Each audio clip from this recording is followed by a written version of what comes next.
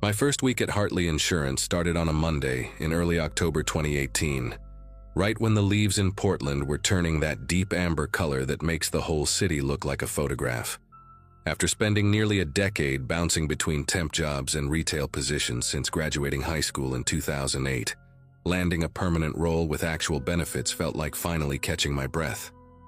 The office was one of those renovated buildings downtown, exposed brick walls and too much fluorescent lighting. But I remember walking in and thinking this was my chance to build something stable.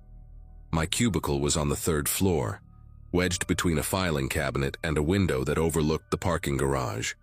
Human Resources paired me with a senior claims processor named Boyd Whitmore for my training period, which they said would last about 3 weeks. He had been with the company for 11 years, and everyone spoke about him like he was some kind of institution. When we shook hands that first morning, he held on just a beat longer than normal, looked me dead in the eyes, and said he was going to take really good care of me. Boyd was somewhere in his mid-40s, with thinning gray hair that he combed straight back, and these pale blue eyes that never seemed to blink at a normal rate. He wore the same rotation of 3 polo shirts throughout the week, always tucked into khakis that were ironed with military precision. During those initial days, he was thorough and patient, explaining the claims software step by step, never making me feel stupid for asking questions. But even then, there were small things that made me pause. He would stand behind my chair while I worked, close enough that I could smell his coffee breath on my neck, narrating everything I typed. When I mentioned grabbing lunch from the break room, he insisted on joining me every single time, positioning himself between me and the door. By the end of that first week, he knew my full name, my address from some onboarding paperwork he claimed to have glimpsed, and the fact that I lived alone in an apartment complex off Hawthorne Street. I told myself he was just being friendly, that this was what mentorship looked like in a corporate environment. I had no idea how wrong I was.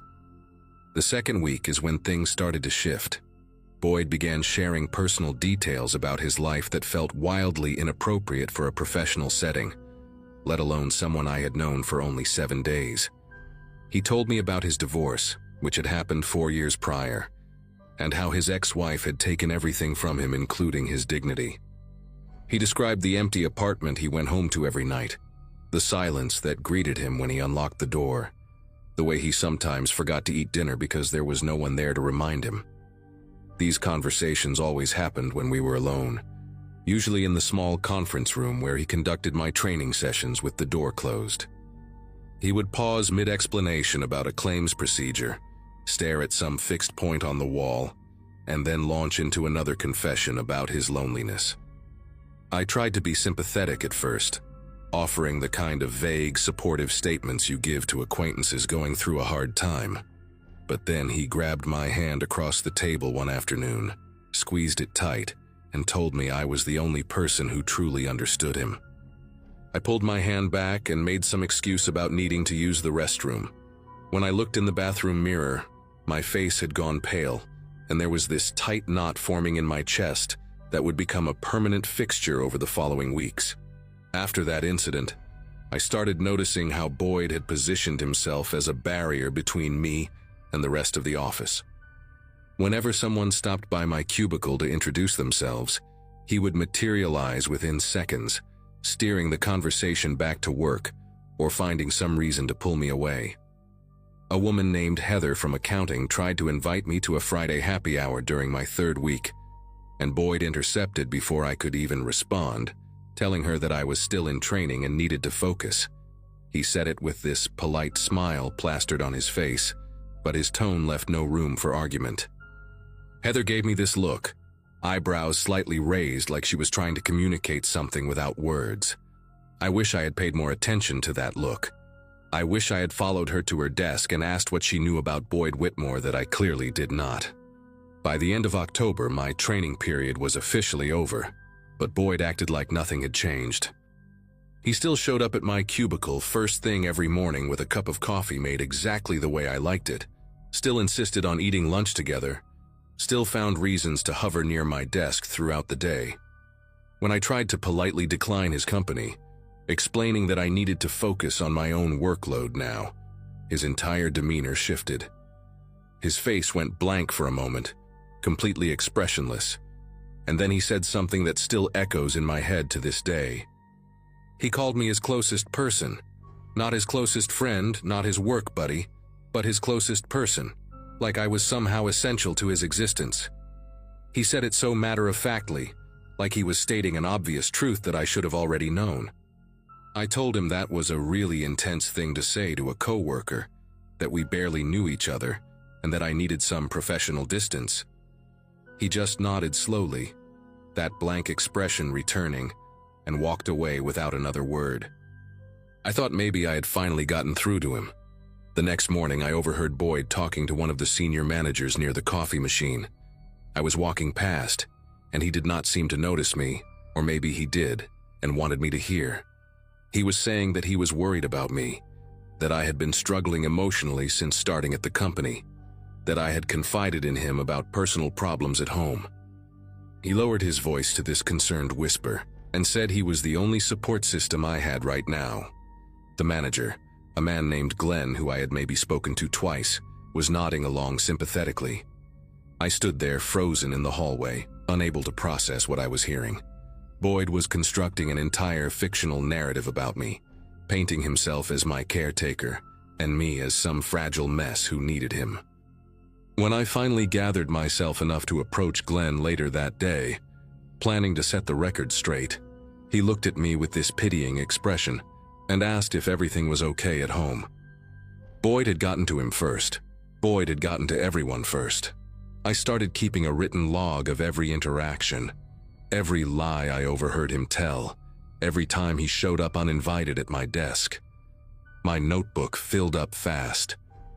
November came with gray skies and early darkness, and I began dreading the walk to my car at the end of each shift.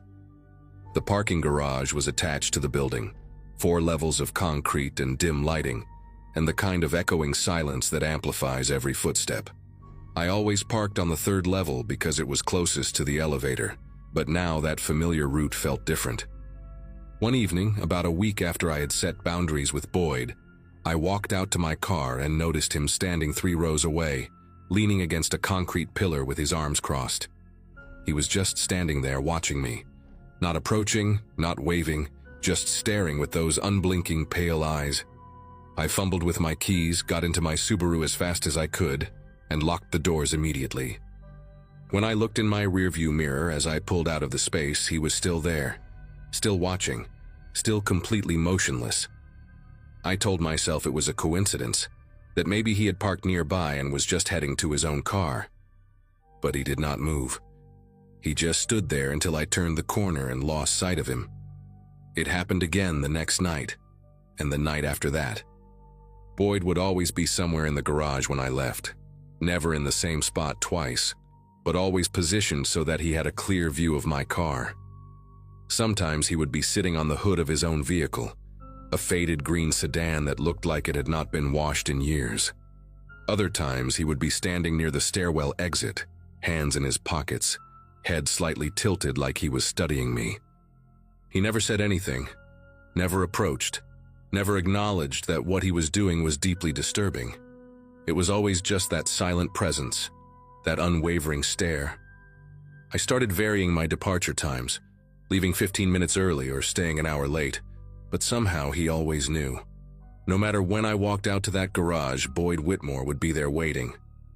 I mentioned it to Heather one morning, pulling her aside in the break room where Boyd could not see us. She went quiet for a moment, then told me something that made my whole body go cold. She said there had been another woman before me, a claims processor who started about 2 years ago and quit after only 4 months. Heather said nobody talked about it, but the woman had filed a complaint with HR before she left. Nothing ever came of it. Boyd was too valuable, too senior, too protected. I filed my own complaint with HR the following Monday, bringing my notebook full of documentation and trying to keep my voice steady as I explained everything to a woman named Diane, who sat behind a desk covered in motivational posters. She listened, nodded in all the right places, took notes on a yellow legal pad, and assured me the company took these matters very seriously. She said they would investigate and get back to me within 2 weeks. Those 2 weeks passed without a single word. When I finally followed up, Diane told me that after reviewing the situation, they had determined Boyd's behavior did not constitute harassment under company policy. She said he was simply being friendly and that perhaps I had misinterpreted his intentions. I asked about the parking garage incidents, about him waiting for me every single night, and she actually smiled and said that employees were allowed to use the parking facilities at any time. There was nothing they could do. I walked out of that office feeling like the walls were closing in, like I was trapped in some nightmare where the rules did not apply to the person hurting me. That night, when I saw Boyd standing at the garage exit with his arms folded across his chest, he lifted one hand and gave me a slow wave. He knew I had reported him, and he knew nothing would happen. The day everything changed started like any other Thursday in mid-November. I got to work early, hoping to avoid Boyd in the morning, but he was already at my cubicle when I stepped off the elevator. He had brought me coffee again, that same cup with 2 sugars, and he was sitting in my chair like he belonged there. When he saw me, he stood up and held out the cup with both hands like an offering. I told him I did not want it, that I needed him to leave my workspace immediately, that I was documenting everything for a potential legal case. Something flickered behind his eyes when I said that, something quick and dark that disappeared as fast as it came. He set the coffee down on my desk very slowly, very deliberately, and then he leaned in close enough that I could see the individual pores on his face. He whispered that I was making a mistake, that he was the only one who truly cared about me, that everyone else in this office was just pretending. He said I would regret pushing him away. Then he straightened up, smoothed down his polo shirt, and walked back to his own desk like nothing had happened. My legs felt weak. I had to sit down in my chair, the same chair he had just been sitting in, and I could still feel the warmth from his body on the fabric. That evening, I did not go to the parking garage alone. I had called my older brother Nathan during my lunch break, voice cracking as I explained what had been happening for the past 6 weeks. He drove an hour from Salem to meet me at the office, and when 5 o'clock came, we walked to the garage together. Nathan is a big guy, former college linebacker, the kind of person whose presence alone makes you feel safer. Boyd was there, of course, standing near the elevator doors on the 3rd level with that same blank expression. But when he saw Nathan walking beside me, something shifted. His face twitched, just slightly, like a glitch in a mask he had been wearing. Nathan stared him down the entire walk to my car, not saying a word, just making it absolutely clear that I was not alone anymore. Boyd did not wave that night. He did not move at all. He just watched us drive away, and in my rearview mirror, I saw him take out his phone and start typing something. I did not sleep well that night, wondering what message he was composing, who he was telling lies to now. The next morning, I walked into the office and went straight to Glenn, the senior manager, before Boyd could intercept me. I told him everything in a calm, measured voice, including the threat from the day before and the fact that Boyd had been waiting in the garage every single night. I told him about the previous woman who had quit, about the HR complaint that went nowhere, about how this pattern was going to keep repeating unless someone actually did something. Glenn looked uncomfortable, shifting in his seat, avoiding eye contact. He said he would talk to Boyd, that maybe there had been some misunderstandings.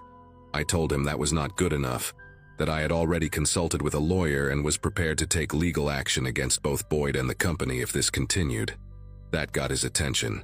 His whole posture changed, and he asked me to give him 24 hours. The next day, I received an email from HR informing me that Boyd Whitmore had been placed on administrative leave, pending a formal investigation. 2 weeks later, he was terminated. I never saw him in the parking garage again. I wish I could say that was the end of it, that Boyd disappeared from my life completely after his termination. For about 3 months, things were quiet. I started making friends at the office, finally went to those Friday happy hours with Heather, and slowly felt the tension drain from my shoulders every time I walked to my car without seeing anyone waiting in the shadows. But then, in February, I got a letter in the mail with no return address.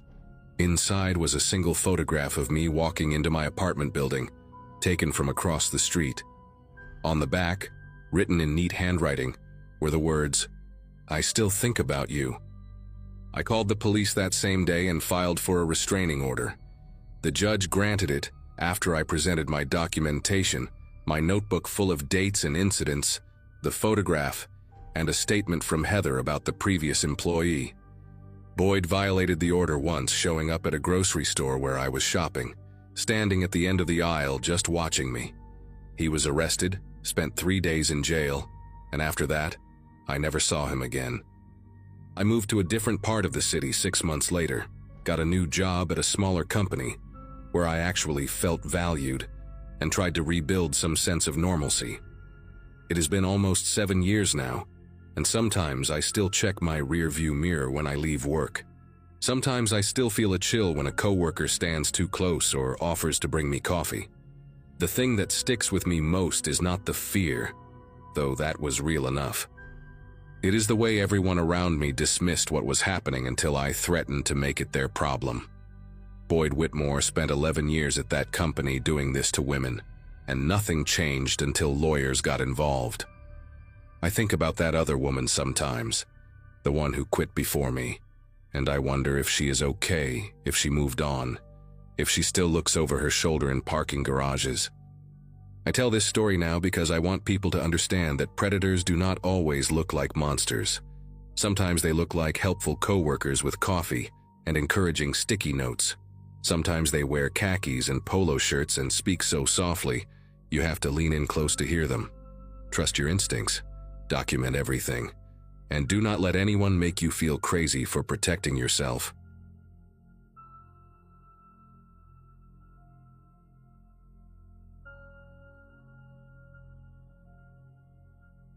Overnight shifts at a gas station in the middle of nowhere have a way of making you question your life choices.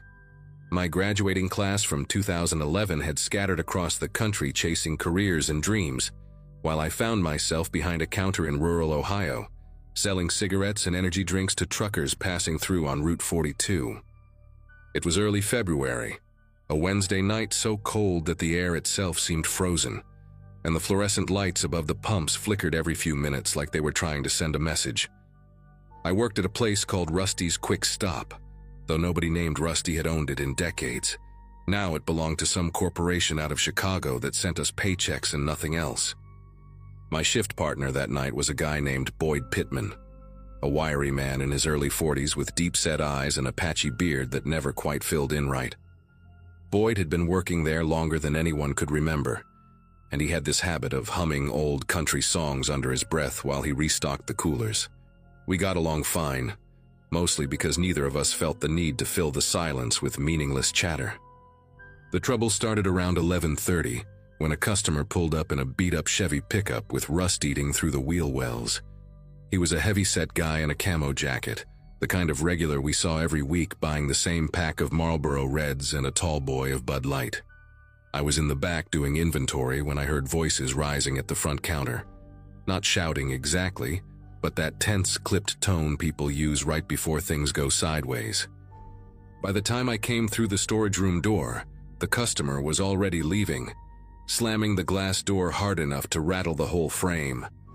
Boyd stood behind the register with his jaw clenched so tight I could see the muscles twitching beneath his skin. When I asked what happened, he just shook his head and said the guy had accused him of shortchanging him by $1.50.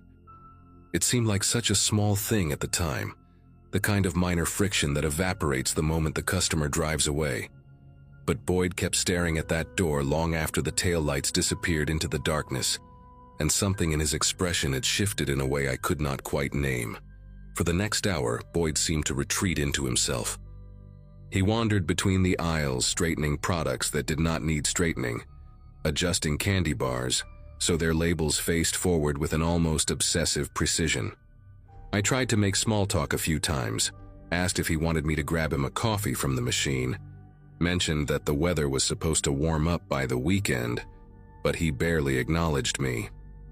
He just kept muttering under his breath, too quiet for me to catch the words but loud enough that I could hear the rhythm of it, like he was rehearsing something or counting.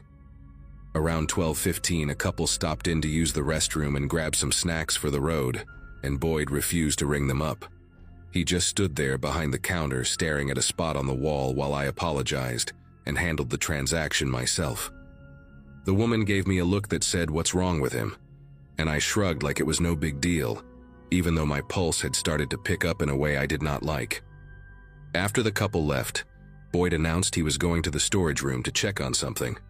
I said okay, figuring maybe he just needed a few minutes alone to shake off whatever was eating at him. The storage room was through a heavy metal door at the back of the building, a cluttered space filled with boxes of merchandise, cleaning supplies, and broken equipment that nobody had bothered to throw away. I went back to my spot behind the register and pulled out my phone, scrolling through nothing in particular just to pass the time. That was when I heard the first crash, a heavy, violent sound like shelving collapsing under weight. I called out Boyd's name, but there was no answer. Then came another crash, followed by a third, and beneath it all I could hear something that made the hair on my arms stand up straight. Boyd was laughing. Not a normal laugh, not the kind you let out when something is funny. This was high-pitched and breathless, almost like sobbing, and it did not stop. It just kept going and going while things shattered and tumbled in that back room. My first instinct was to call our manager, a guy named Lou Hensley, who lived about 20 minutes away in the nearest actual town. Lou was not exactly the kind of boss who inspired loyalty. He spent most of his time at home watching cable and only showed up to collect the register totals. But he was the only authority figure I had access to at that moment. I moved toward the landline phone mounted on the wall behind the counter, the one we used for calling in orders and emergencies. When I picked up the receiver, there was no dial tone, just dead silence. I pressed the hook switch a few times, thinking maybe the connection was loose, but nothing happened. That was strange because that phone had worked fine earlier in the evening, when Lou had called to check if we needed anything from the supplier. I followed the cord with my eyes, tracing it along the wall toward the back office, where it connected to the main junction box. The cord disappeared through a gap in the wall paneling, and when I crouched down to look closer, I saw that it had been pulled clean out. Not cut, but yanked with enough force to rip the wires from their housing. The plastic casing was cracked, and the copper wiring inside hung limp like exposed tendons. A cold realization crept through me as I stood back up. Boyd had gone to the storage room maybe 10 minutes ago, but the back office shared a wall with that space. He could have easily slipped through the connecting door and torn out the phone line without me noticing. The crashing and laughing would have covered any sound. I reached for my cell phone in my back pocket, but when I pulled it out, the screen showed no signal. That was not unusual for this stretch of road. Cell coverage out here was spotty on a good day and nearly non-existent at night when atmospheric conditions shifted. Still, seeing those empty bars made my chest tighten in a way that bordered on panic. I was alone in this fluorescent-lit box in the middle of frozen farmland, miles from the nearest house, and the only other person here had just destroyed the only reliable way to call for help. The laughter from the storage room had stopped now, replaced by a silence that felt almost worse. I could hear the hum of the refrigerator units along the back wall, the tick of the clock above the door, and beneath it all, the sound of footsteps, slow and deliberate, moving across the concrete floor of the storage room toward the door that led back to the main floor. I thought about running. The front door was maybe 15 feet away, and my car was parked on the side of the building near the dumpsters. But my keys were in my jacket, and my jacket was hanging on a hook in the back office. The same back office that shared a door with the storage room where Boyd was. For a split second, I considered just bolting outside anyway, flagging down a passing car or walking until I found a signal. But the temperature out there was well below freezing, and the next town was at least 8 miles down the road. I would be a popsicle before anyone found me. So I stayed where I was, standing behind the counter with my heart hammering against my ribs, watching that storage room door like it was the mouth of something hungry. The footsteps stopped. Then the door swung open slowly, the hinges groaning in a way I had never noticed before, and Boyd stepped through. He looked different now, not physically, but in the way he carried himself. His shoulders were relaxed, his movements smooth and unhurried. The frantic energy from before had drained away completely, leaving behind something that resembled calm, but did not feel like it. His eyes found mine across the store, and he smiled. It was the kind of smile you see on someone who has just solved a problem that has been bothering them for years. Boyd walked toward the counter without saying a word. His right hand hung loosely at his side, but I noticed his left arm was positioned slightly behind his back, the elbow bent at an unnatural angle like he was concealing something. I tried to keep my voice steady when I spoke, asking him if everything was okay, if he wanted to talk about what just happened in the storage room. He did not answer right away. Instead, he stopped about 3 feet from the counter and tilted his head to the side, studying me the way a child might study an insect before deciding whether to crush it. When he finally spoke, his voice was soft and measured, almost gentle. He said he had been thinking about things for a long time now, years actually, and that tonight something had finally clicked into place. He said he understood now what needed to be done, what he should have done a long time ago. I asked him what he meant, trying to keep the conversation going, trying to buy time for something I could not even name. Boyd brought his left hand around from behind his back, and I saw the box cutter gripped in his fingers. The blade was extended, catching the fluorescent light in a way that made it look almost surgical. He held it loosely, casually, like it was just another tool he used every day, which technically it was.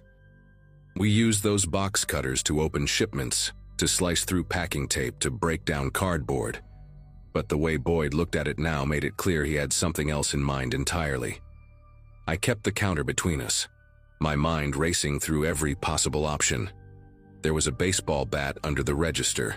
Lou had put it there years ago after a string of robberies hit gas stations along the highway, but reaching for it would mean taking my eyes off Boyd, and I was not willing to do that.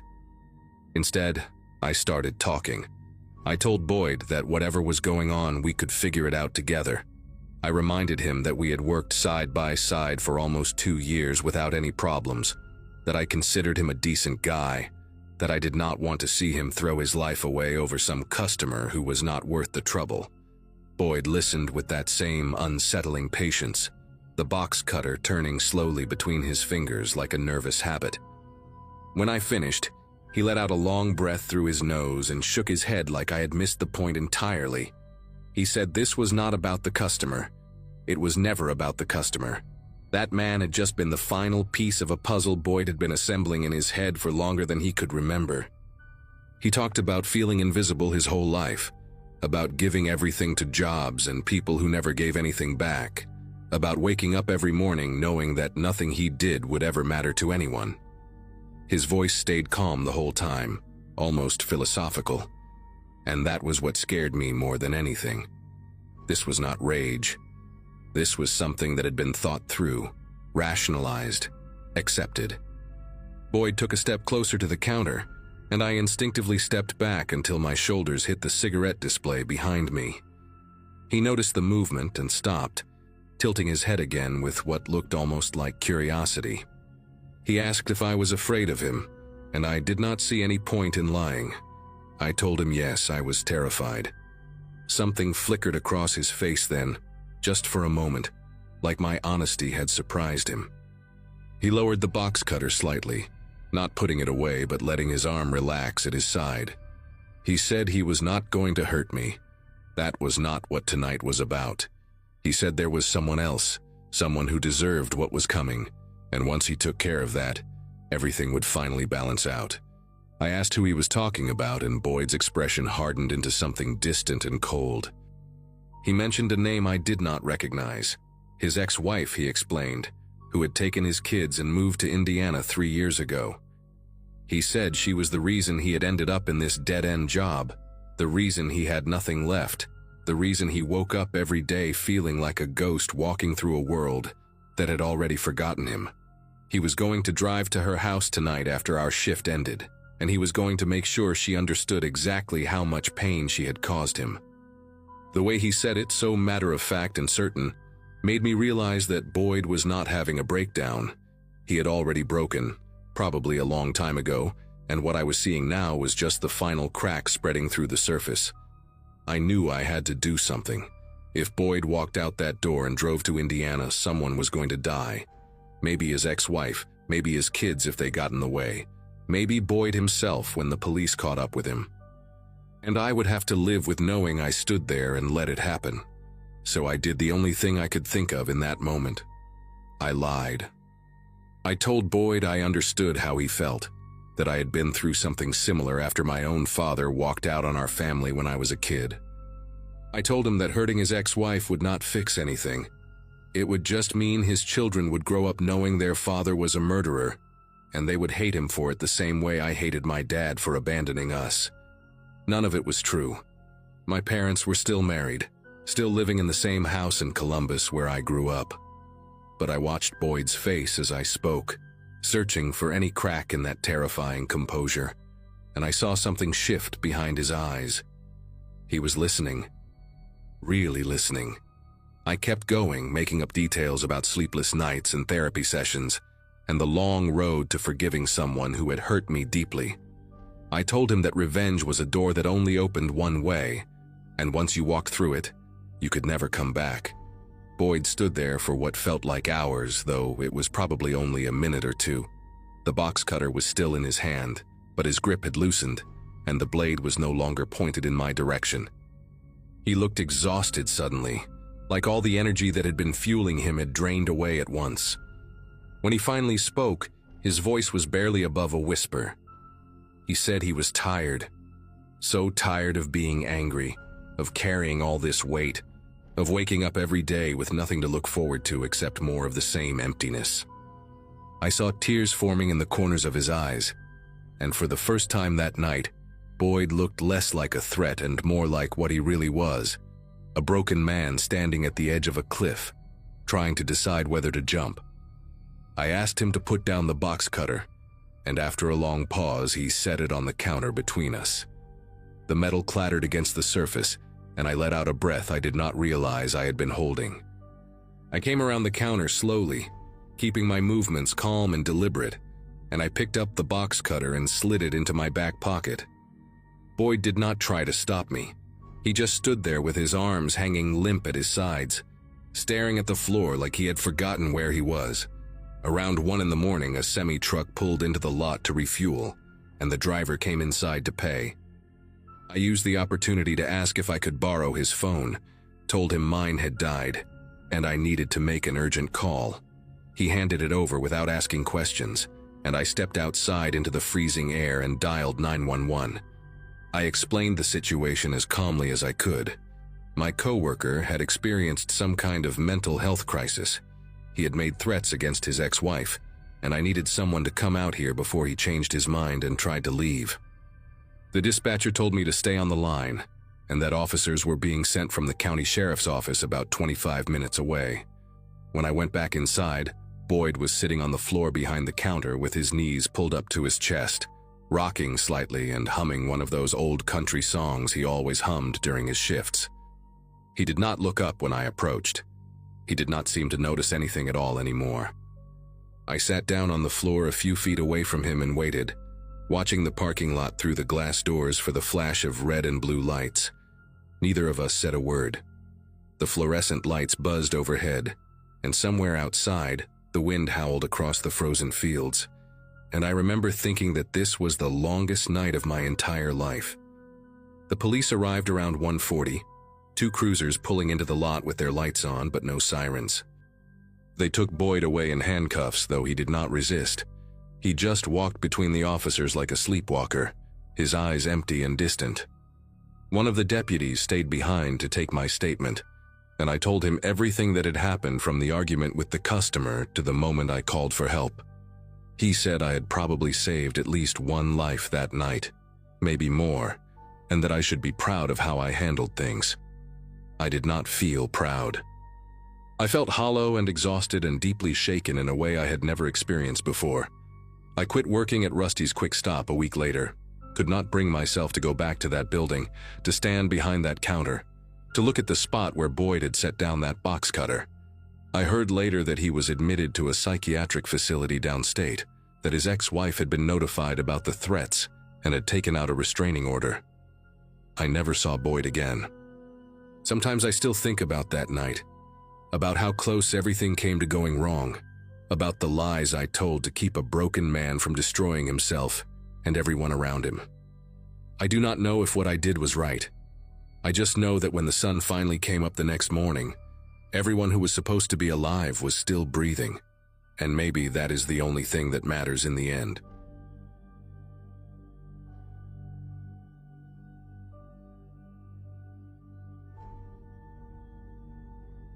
Everyone at Harmon's Home Goods thought I was lucky to land the assistant manager position right after finishing community college in 2015.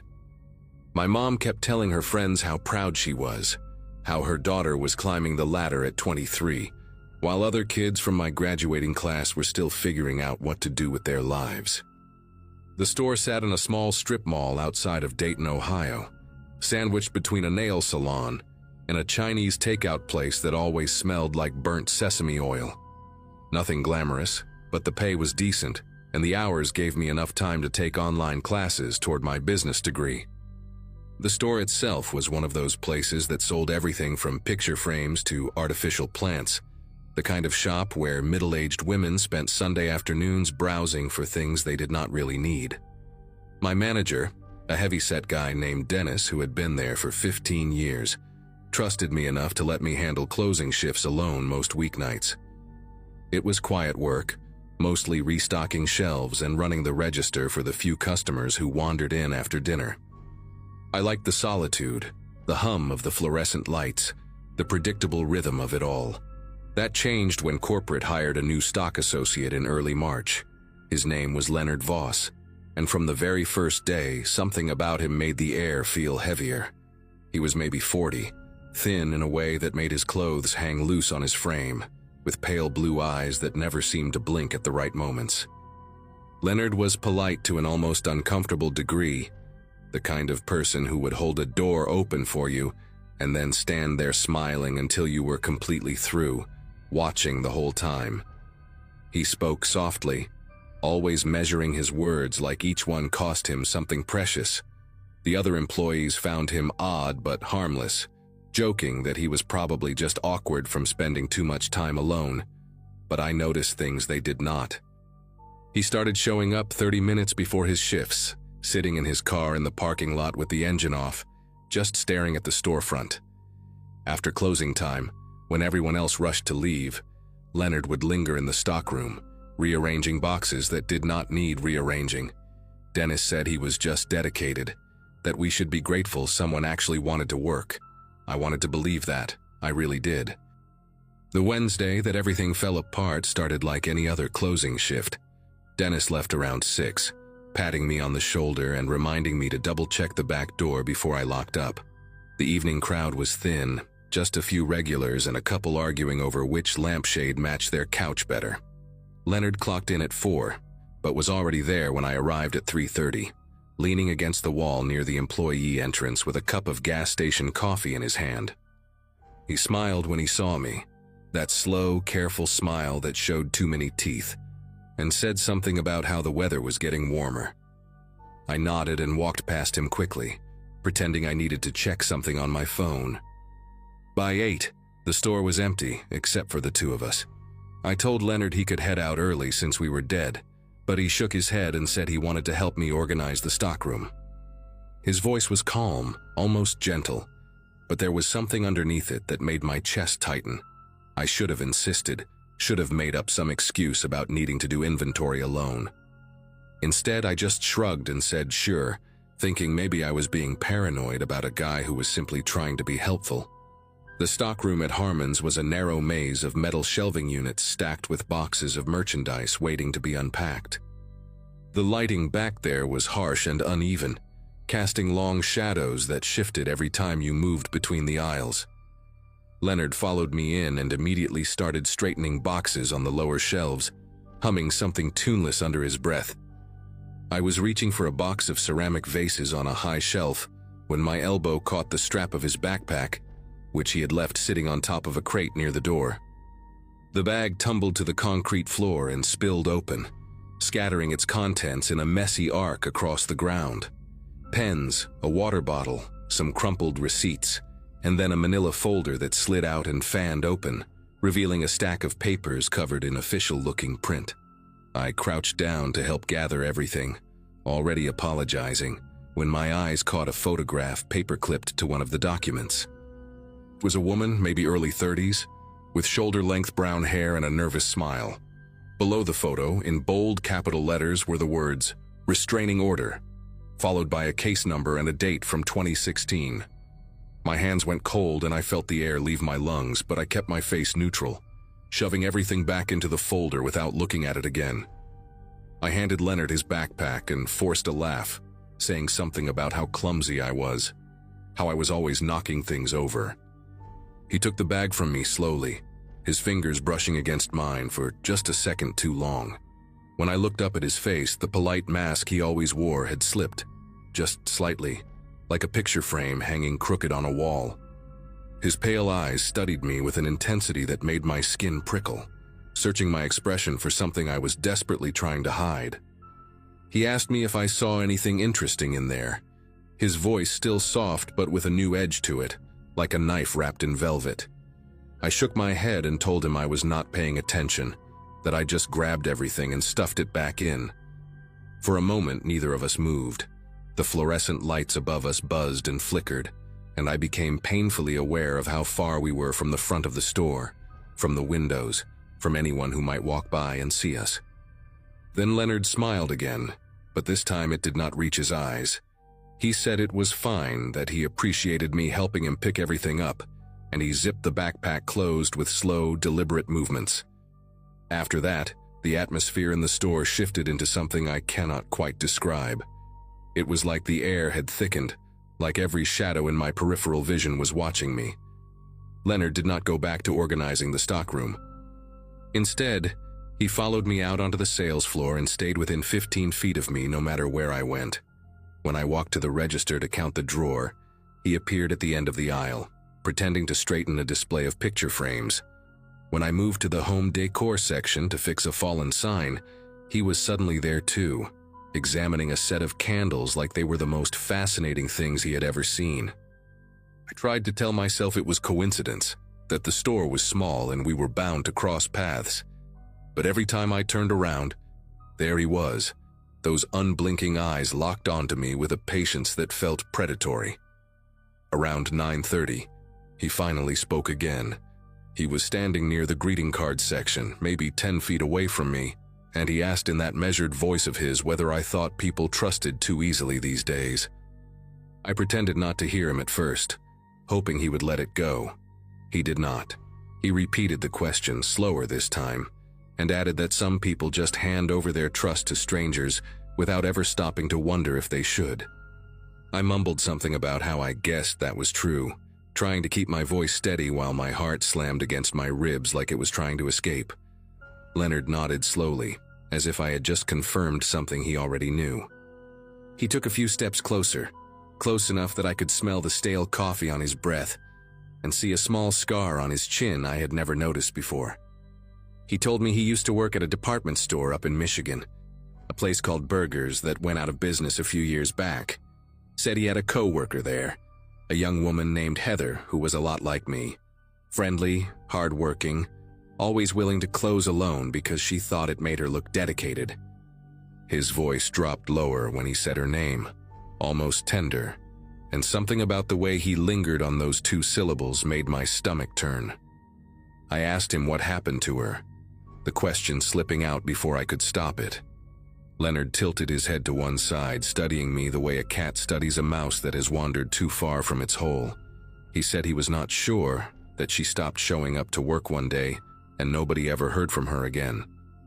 Then he smiled, that wrong smile that showed all his teeth, and said some people just vanish like that, like smoke. The next hour was the longest of my life. I kept glancing at the clock above the register, watching the minutes crawl by with agonizing slowness. Leonard stayed close, always close, commenting on things in that soft voice that now sounded like a threat wrapped in politeness. He asked me if anyone knew I was working tonight, if my family expected me home at a certain time. When I lied and said my boyfriend was picking me up at 10, something flickered across his face, a micro-expression of annoyance that vanished almost as quickly as it appeared. He recovered fast, nodding and saying that was nice, that it was smart for a young woman to have someone looking out for her. I did not have a boyfriend. I lived alone in a studio apartment 15 minutes away, and the only person who might notice if I did not come home was my cat. But Leonard did not need to know that. I excused myself to the bathroom, locking the door behind me and pulling out my phone with trembling fingers. My first instinct was to call the police, but what would I even say? That my coworker was being creepy? That I found some papers in his bag? I needed more, something concrete that would make them take me seriously. So I opened my browser and typed in his name along with the word restraining order, praying that whatever I found would tell me I was overreacting. The search results loaded slowly on my cracked phone screen, each second stretching into an eternity, while I stood in that cramped bathroom with my back pressed against the cold tile wall. The first few links were useless, just social media profiles and a white pages listing. But then I found an article from a local news station in Grand Rapids, dated January 2017. The headline read, "Person of interest named in Berger's employee disappearance case." There was a photo of Leonard, younger but unmistakably him, standing outside a police station with his lawyer. The article said a 26-year-old woman named Heather Dominguez had been reported missing after failing to show up for her shift at Berger's department store. Co-workers told investigators that a male employee had been exhibiting unusual behavior toward her in the weeks before she vanished. Leonard Voss was questioned multiple times but never charged due to insufficient evidence. Heather's car was found abandoned in a parking garage 3 miles from the store. Her body was never recovered. I scrolled further and found another article mentioning that a restraining order had been filed against Leonard by a different woman, a neighbor who claimed he had been watching her apartment for months. The case was dropped when she moved out of state. My vision blurred, and I had to grip the edge of the sink to keep from collapsing. The man outside that door, the man who had been following me all night, was almost certainly responsible for making a woman disappear forever. I gave myself 60 seconds to fall apart, letting the panic wash over me in hot waves before forcing it back down. I could not afford to lose control, not now. Not with Leonard waiting somewhere out there on the sales floor. I flushed the toilet to keep up appearances and ran the sink for a few seconds, buying myself time to think. My phone showed 9:47, which meant I had maybe 13 minutes before closing time, before I would have to walk out to the dark parking lot where Leonard's car sat waiting like a patient predator. I thought about calling 911 right there, but the bathroom had no windows and only one door, and if Leonard heard me talking to the police, I had no idea what he might do. I needed to get to the front of the store, closer to the entrance, closer to the security cameras that fed into the monitor in Dennis's office. I needed to act normal for just a little longer. I unlocked the bathroom door and stepped out, my legs feeling like they were made of wet cement. Leonard was standing at the end of the hallway, leaning against the wall with his arms crossed, watching me emerge with an expression that was somehow both blank and hungry at the same time. He asked if I was feeling okay, said I had been in there a while. I told him my stomach was bothering me, something I ate for lunch. He nodded slowly, those pale eyes never leaving my face, and said we should probably start closing up soon. I walked toward the front of the store with Leonard trailing behind me, his footsteps soft and measured on the linoleum floor. Every instinct in my body screamed at me to run, to bolt for the door and never look back. But I knew that would only trigger whatever violence he was capable of. Instead, I kept my pace steady and my breathing controlled, focusing on the glowing exit sign above the entrance like it was a lighthouse guiding me through a storm. When I reached the register, I made a show of counting the drawer while secretly typing a text to my older brother Kevin, with one hand hidden below the counter. I wrote 3 words: "Call me now." 30 seconds later, my phone rang, the sound cutting through the silence like a Ju-Ming lifeline. I answered it loudly, saying Kevin's name and asking him where he was, pretending to listen while he asked me what was going on. I told him I was just finishing up at work and that I would meet him outside in 2 minutes, making sure my voice carried across the store. Leonard had stopped near the greeting card aisle, watching me with an unreadable expression. I saw his jaw tighten, saw his hands curl into loose fists at his sides, and for one terrifying moment I thought he was going to call my bluff. But then something shifted in his posture, a subtle relaxation that told me he had decided tonight was not the night. He grabbed his backpack from behind the counter and told me he was going to head out, that he would see me tomorrow. I watched him walk through the automatic doors and disappear into the darkness of the parking lot, and I did not take a full breath until I saw the headlights of his old Chevy pull out onto the main road. Kevin stayed on the phone with me while I locked up the store and sprinted to my car, my keys clutched between my fingers like a weapon. I drove straight to the police station and told them everything, showed them the articles on my phone, gave them Leonard's full name and the license plate number I had memorized weeks ago out of some instinct I could not explain at the time. The detective who took my statement was a tired-looking woman in her 50s who listened without interrupting, her expression growing darker with every detail I shared. She told me they would look into it, that they would contact the department in Michigan and see if there was enough to reopen the investigation. I never went back to Harmon's. I called Dennis the next morning and quit over the phone, not giving him a reason, not caring what he thought. A week later, Kevin helped me move to a different city, a fresh start somewhere Leonard Voss would never find me. I learned from a news article 6 months later that he had been arrested in Indiana after a woman reported him for following her home from her workplace. The police searched his apartment and found photographs of dozens of women, taken without their knowledge, along with journals filled with detailed observations about their routines. Heather Dominguez was never found, and I still think about her sometimes, wonder if things might have been different if someone had trusted their instincts sooner. I think about how close I came to becoming another name in one of his journals, another woman who vanished like smoke. And I think about how the only reason I am here to tell this story is because I listened to that small voice in the back of my head, the one that kept whispering that something was deeply, terribly wrong with the quiet man who smiled too much and never blinked at the right moments.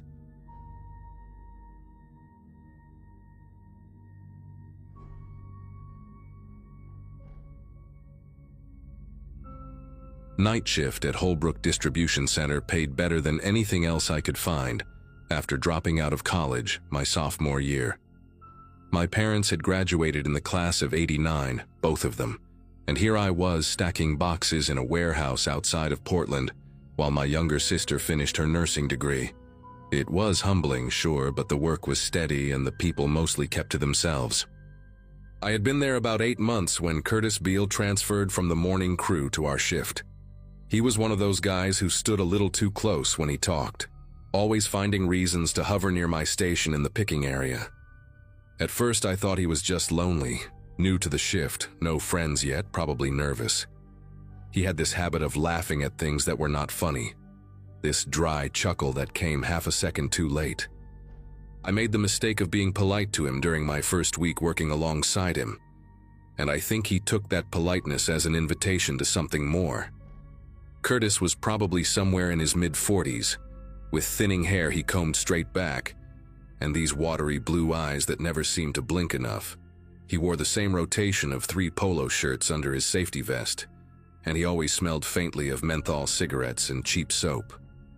The first few conversations were harmless enough. He asked about my car, about whether I liked the shift supervisor, about what kind of music I listened to during my commute.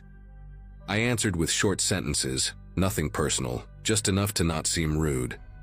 But then he started showing up at my locker before shifts, waiting there like it was our meeting spot.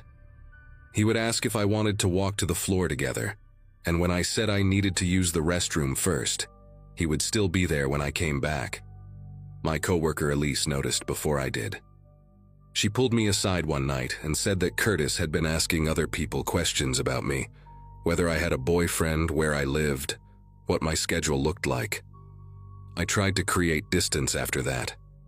Started taking my breaks at different times, eating my lunch in my car instead of the break room. switching my locker to the row closer to the supervisor's office. For about 2 weeks it seemed to work. Curtis would still wave at me from across the floor, still try to catch my eye when we passed each other near the loading docks. But he kept his distance. I thought maybe he had gotten the message. Maybe he had found someone else to fixate on. Maybe I had been overthinking the whole thing.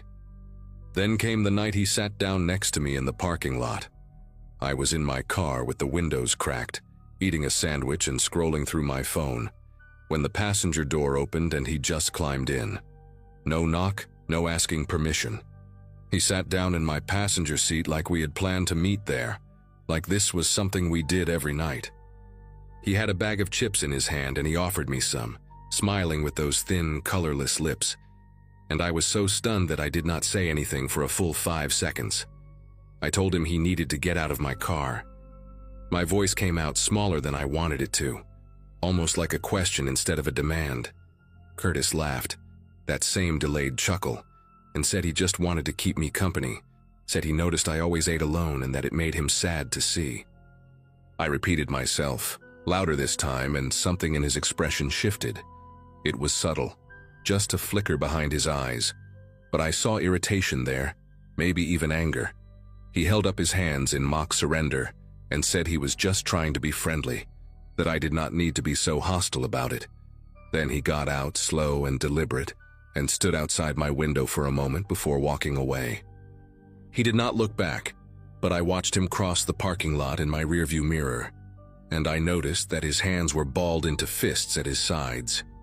I locked my doors and sat there until my break was over, my sandwich untouched on my lap. The next few shifts were quiet, almost too quiet. Curtis avoided me entirely, would not even look in my direction when we crossed paths on the floor. I told myself that the car incident had finally gotten through to him, that he understood now that I wanted nothing to do with him. Elise was not so sure. She said men like Curtis did not just give up, that they stewed and planned and waited. I thought she was being paranoid. Then a new hire named Becca started on our shift. Young, maybe 19 or 20, fresh out of high school with braces still on her teeth. She worked the station next to mine, and on her 3rd night she asked me a question that made my throat tighten. She wanted to know if it was true, what Curtis had told her during orientation. She said he had mentioned that we used to date, that things had ended badly, that I had a habit of leading men on. Her voice was curious, not accusatory, like she was just trying to get the gossip straight. I told Becca that none of it was true, that Curtis and I had never dated, that I had barely spoken 10 sentences to him in total. She looked confused, said that he had been pretty detailed about it, mentioned specific dates we had supposedly gone on, restaurants we had eaten at together, even described a necklace he claimed to have bought me for my birthday. I felt sick listening to her recount these fabrications. The level of detail he had invented was disturbing, like he had constructed an entire relationship in his mind and was now presenting it as fact to anyone who would listen. Becca apologized, said she had no idea, said Curtis had seemed so sincere when he talked about it. I asked her who else he had told these stories to. She said she was not sure, but that he had been chatting with pretty much everyone during the orientation sessions that week. There had been 6 new hires altogether, and Curtis had apparently made himself their unofficial welcome committee. Over the next several days, I started noticing the looks. Whispers that stopped when I walked into the break room. Small groups of newer employees glancing at me and then quickly looking away. One guy from receiving, barely out of his teens, actually winked at me when I passed him near the loading bay, and when I asked him what that was about, he just laughed and said Curtis had told him I was a lot of fun. I did not understand what he meant at first. Then Elise pulled me aside again and told me what she had overheard in the women's restroom. 2 of the new hires had been talking about me, sharing stories that Curtis had apparently told them in graphic detail. Stories about things I had supposedly done with him, intimate things, explicit things, described with enough specificity that they sounded almost believable. One of the girls had mentioned a birthmark on my lower back, something Curtis could not possibly have known about unless he had seen me undressed, which he absolutely had not. I confronted Curtis that same night, found him by the vending machines during second break, alone for once, feeding quarters into the slot for a candy bar. I asked him what he thought he was doing, why he was telling people these lies, where he had even gotten the detail about the birthmark. He turned around slowly, that infuriating half-smile on his face, and said he had no idea what I was talking about. I told him I knew exactly what he had been saying, that multiple people had come to me with his stories, that this was harassment and I was going to report him. The smile did not waver.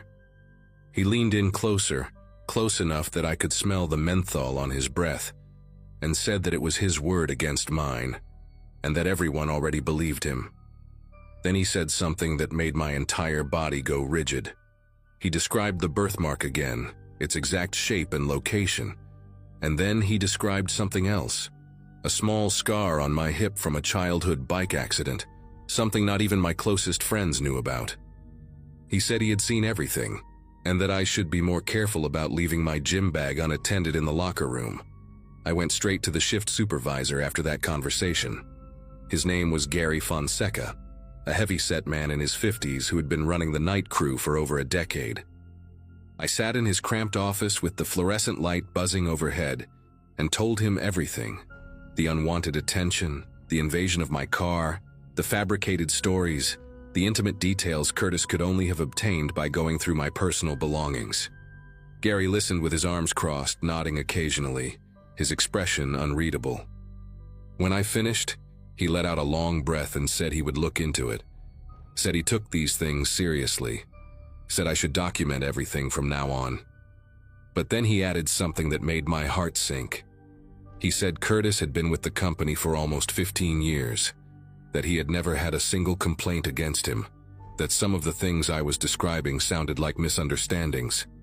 He asked if maybe I had given Curtis mixed signals without realizing it. I left his office feeling smaller than when I had walked in. The documentation became my obsession after that. I started carrying a small notebook in my vest pocket, writing down every interaction, every look, every comment I overheard. I saved text messages from coworkers who told me what Curtis was saying behind my back. I even asked Elise to write a statement about what she had witnessed, which she did without hesitation. Within 2 weeks, I had filled half the notebook with incidents. Times Curtis had followed me to my car after shift.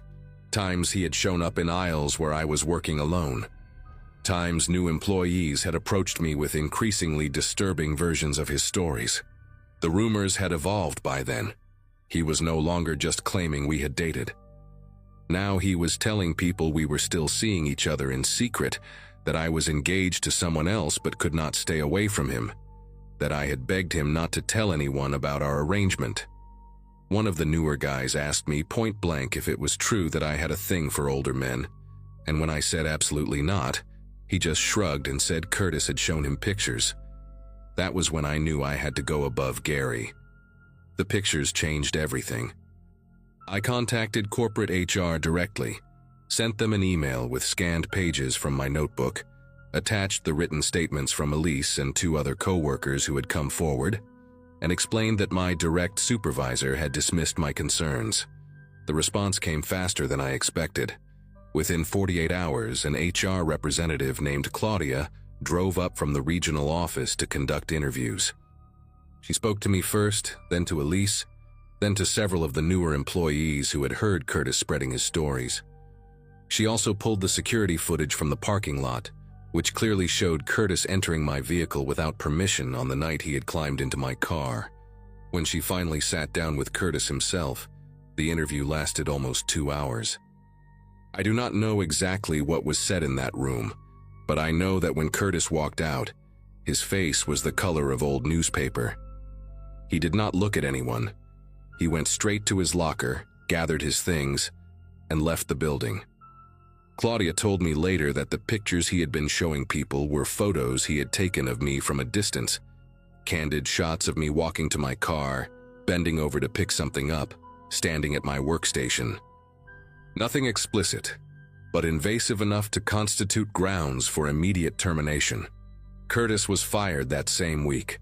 I learned through the grapevine that he had tried to fight it, claimed that the photos were innocent, claimed that I had led him on and then turned vindictive when he rejected me. But the documentation I had gathered was too thorough, the witness statements too consistent, and the security footage too damning. The last I heard, he had moved out of state. Someone said he had family in New Mexico, though I never bothered to verify it. I stayed at Holbrook for another year after that, long enough to watch the rumors fade and the new hires stop looking at me like I was some kind of scandal. Elise got promoted to team lead and made sure I was never scheduled anywhere near receiving, where Curtis used to work. I eventually left for a better job at a medical supply company across town, somewhere with daylight hours and no locker rooms. Sometimes I still think about those weeks when Curtis was constructing his fantasy version of me, telling strangers intimate details he had pieced together from stolen glances and rifled belongings. I think about how easily people believed him, how quickly a reputation can be dismantled by someone willing to lie with enough conviction. Keep my car doors locked now, even in my own driveway. I check behind me when I walk through parking lots at night. Some habits are hard to break once someone teaches you why they matter.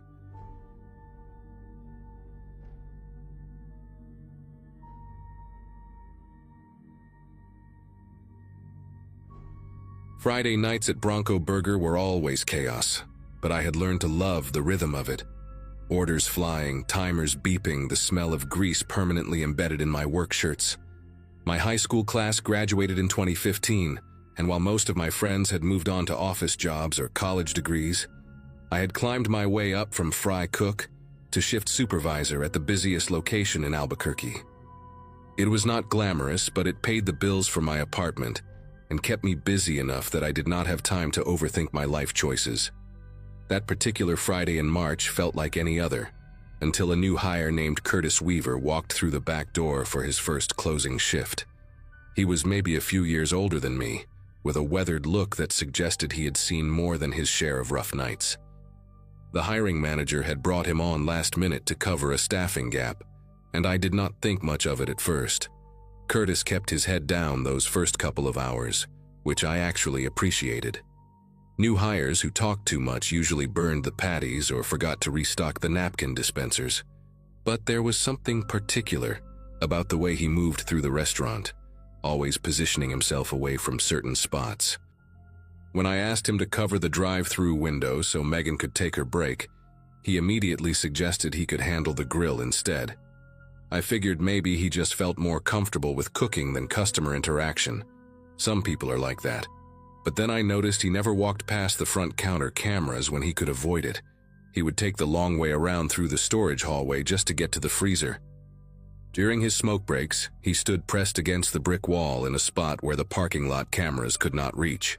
I told myself he was probably just one of those guys with social anxiety, maybe self-conscious about being recorded. Plenty of people hate cameras. Still, a small part of my brain filed it away as odd. A week passed, and Curtis showed up for every shift on time, worked hard, never complained. I started to think I had been paranoid for nothing. He was quiet, sure, but he was reliable. And in fast food, reliable is worth its weight in gold. Then came the Tuesday night that changed everything.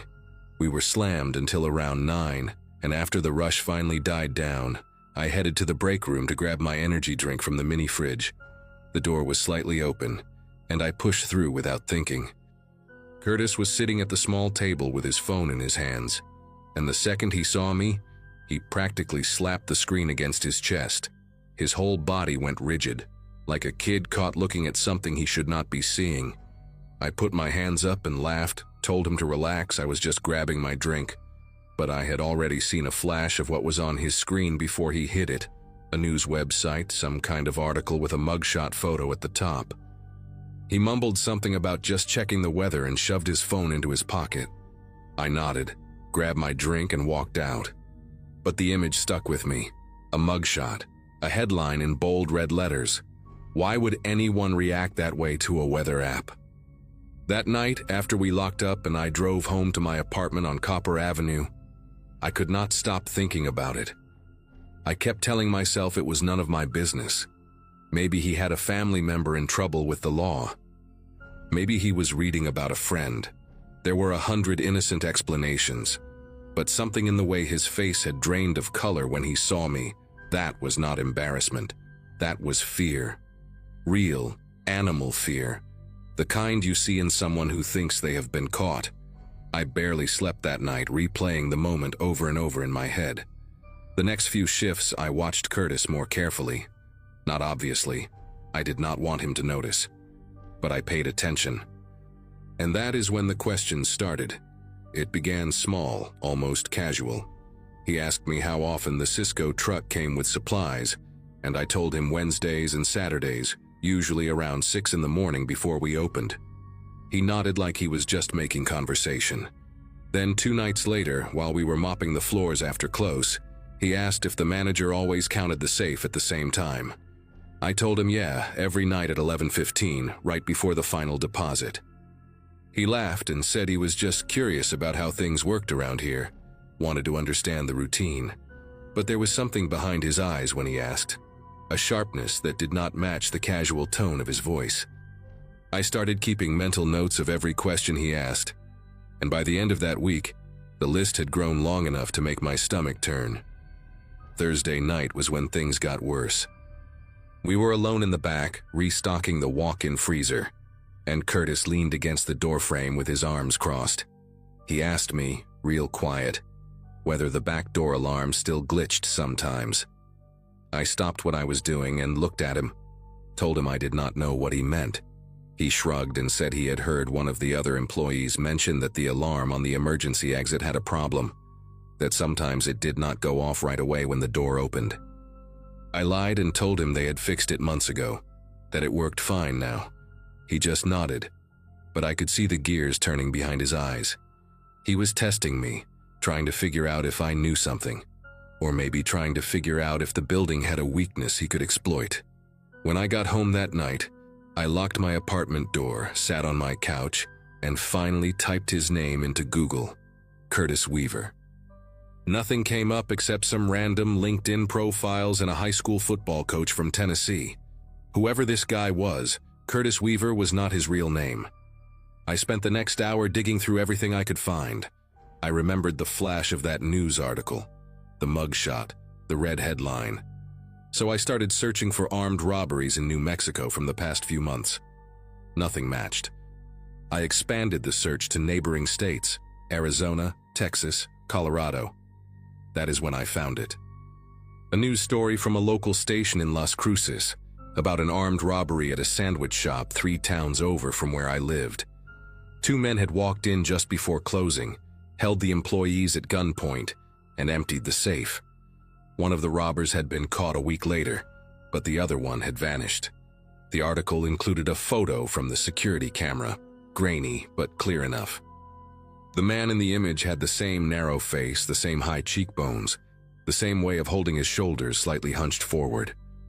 But what made my chest tighten was the tattoo. On the side of his neck, partially visible in the security footage, was a tattoo of a snake coiled around a dagger. I had seen that exact tattoo on Curtis when he leaned over the fryer, his collar pulling to the side. There was no doubt in my mind anymore. I was working closing shifts with a wanted man. I barely made it to the bathroom before I threw up. My mind was racing through every interaction I had with him, every time we had been alone in the building together. He had asked about the safe. He had asked about the delivery schedule. He had asked about the alarm. This was not paranoia, this was a pattern. He was planning something, and I was the idiot who had been answering his questions like we were just coworkers making small talk. I sat on my bathroom floor for 20 minutes trying to figure out what to do. Part of me wanted to call the police right then, but I had no real proof. A grainy photo and a tattoo would not be enough. And if I was wrong, if somehow this was all a terrible coincidence, I could ruin an innocent man's life. But deep down, I knew I was not wrong. The way he hid from cameras, the fake name, the specific questions about our security vulnerabilities. Curtis, or whatever his real name was, had picked Bronco Burger as his next target, and I had 3 more closing shifts with him that week. Friday came, and I drove to work with a knot in my stomach so tight I could barely breathe. I had spent the previous night reading everything I could find about the robbery. The man who got caught had taken a plea deal and was serving 8 years. His partner, the one still missing, was identified as Darren Schofield, 31 years old with prior arrests for assault and breaking and entering. The fugitive alert had been issued 2 months ago, and police believed he had fled the state. But he had not fled anywhere. He was standing at the grill station when I walked in, flipping patties like he did not have a care in the world.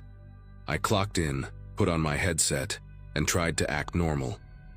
Every time he looked at me, I felt like he could see right through my face, like he knew that I knew. I kept telling myself to stay calm, to just get through the shift. Megan was working drive-through and a kid named Jordan was handling the front counter. As long as there were other people around, I figured I was safe. But then Megan asked if she could leave an hour early because her sister was having car trouble, and I heard myself say yes before I could think it through. By 10:30, it was just me, Jordan, and Darren in the building.